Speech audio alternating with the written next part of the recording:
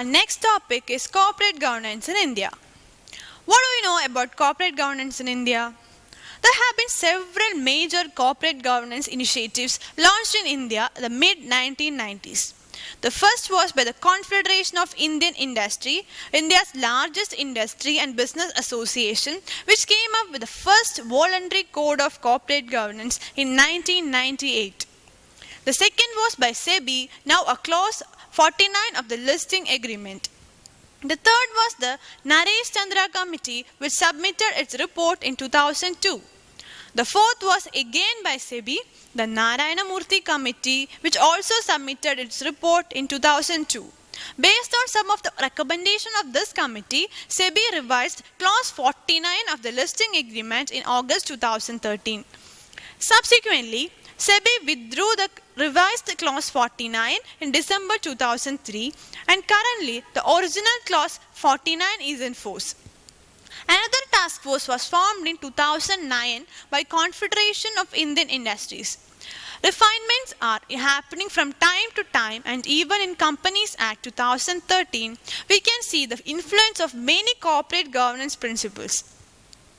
Corporate governance in India gained prominence in the wake of liberalization during 1990s and was introduced by the Industry Association Confederation of Indian Industry as a voluntary measure to be adopted by Indian companies.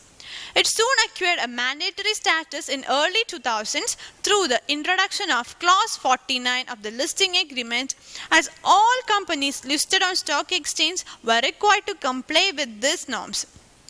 In late 2009, the Ministry of Corporate Affairs has released a set of voluntary guidelines for corporate governance which address myriad corporate governance issues.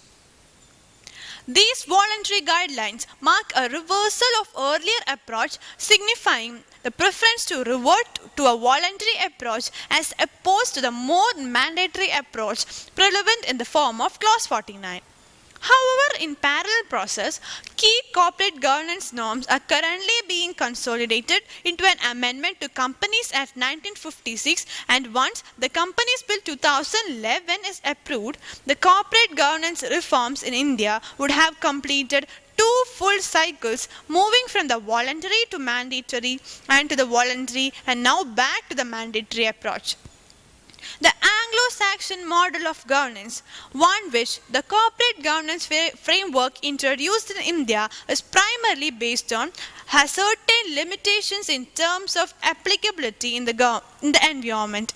For instance, the central governance issues in US or UK is essentially that of disciplining management that has ceased to be effectively accountable to the owners who are dispersed shareholders. However, in contrast of these countries, the main issue of corporate governance in India is that of disciplining the dominant shareholders, who is the principal block holder, and protecting the interest of minority shareholders and other stakeholders. Furthermore, given that corporate governance is essentially a soft issue whose essence cannot be captured by quantitative and structural factors alone, one of the challenges of making corporate governance now mandatory is the need to differentiate between form and content. For instance, how do we determine whether companies actually initialize the desired governance norms or whether they took at governance as a check-the-box exercise to be observed more in letter than in spirit?